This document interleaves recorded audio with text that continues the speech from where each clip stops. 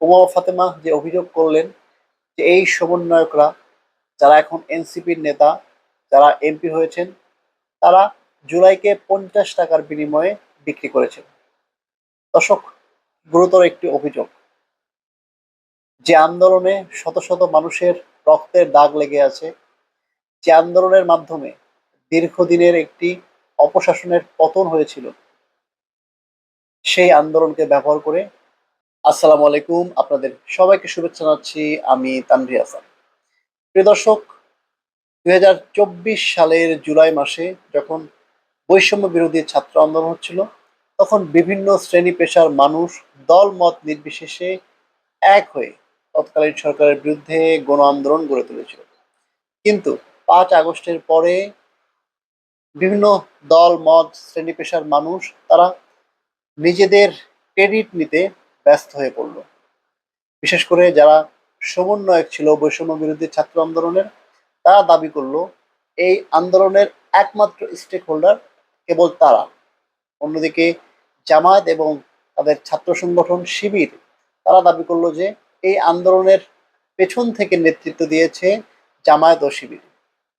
দর্শক, এরপর থেকেই বৈষম্য বিরোধী ছাত্র আন্দোলনের যারা সমন্বয়ক ছিলেন, নাহিদ, হাসনাত, সার্জিস, এদের সঙ্গে বিএনপি এবং অন্যান্য যে রাজনৈতিক দলগুলো রয়েছে, তাদের একটি দূরত্ব তৈরি হতে থাকলো।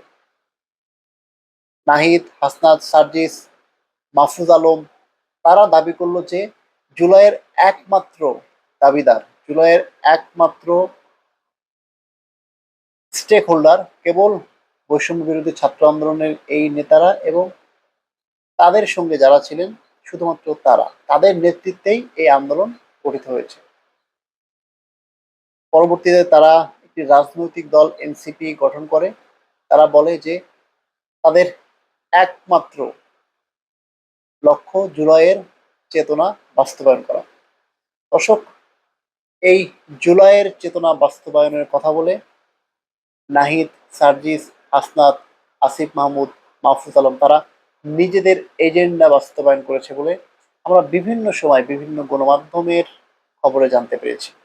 এমনকি তাদের সঙ্গে যারা এক হয়ে আন্দোলন করেছিলেন, তাদের অনেককে বলতে শুনেছি যে এই এনসিপির নেতারা, তারা জুলাইয়ের চেতনাকে ব্যবহার করে নিজেদের আখের গুছিয়ে নিয়েছেন।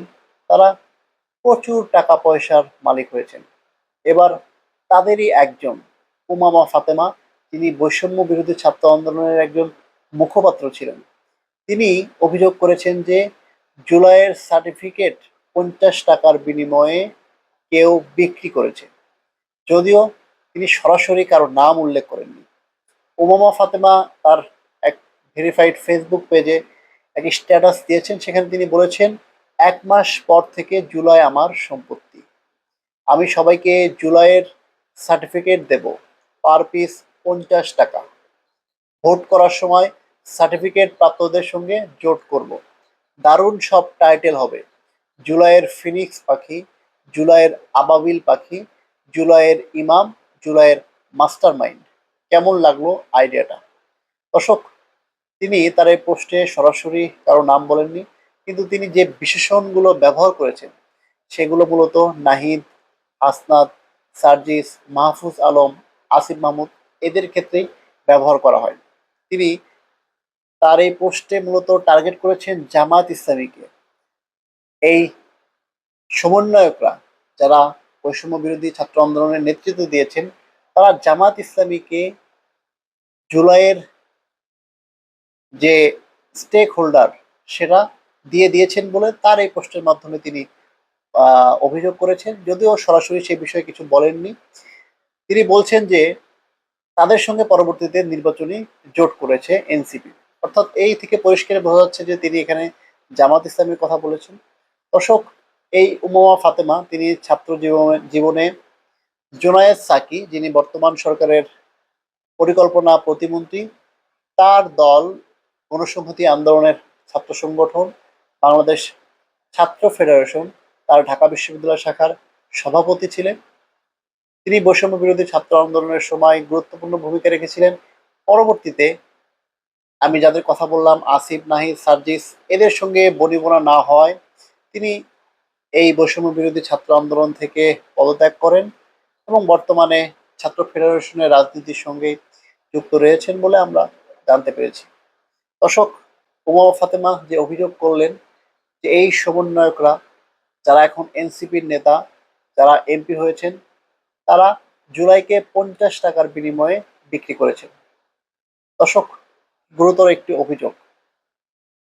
যে আন্দোলনে শত শত মানুষের রক্তের দাগ লেগে আছে, যে আন্দোলনের মাধ্যমে দীর্ঘদিনের একটি অপশাসনের পতন হয়েছিল, সেই আন্দোলনকে ব্যবহার করে এই এনসিপির নেতারা শত শত কোটি টাকার মালিক হয়েছেন বলে আমরা বিভিন্ন গণমাধ্যমের সংবাদে জানতে পারছি। দর্শক, আপনাদের কি মনে হয় উমামা ফাতেমা যে অভিযোগগুলো করেছেন সেগুলো কি এনসিপির নেতাদেরকে লক্ষ্য করে করেছেন, নাকি অন্য কাউকে উদ্দেশ্য করে করেছেন? আপনাদের গুরুত্বপূর্ণ মতামত আমাদের কমেন্ট সেকশনে জানান। ধন্যবাদ।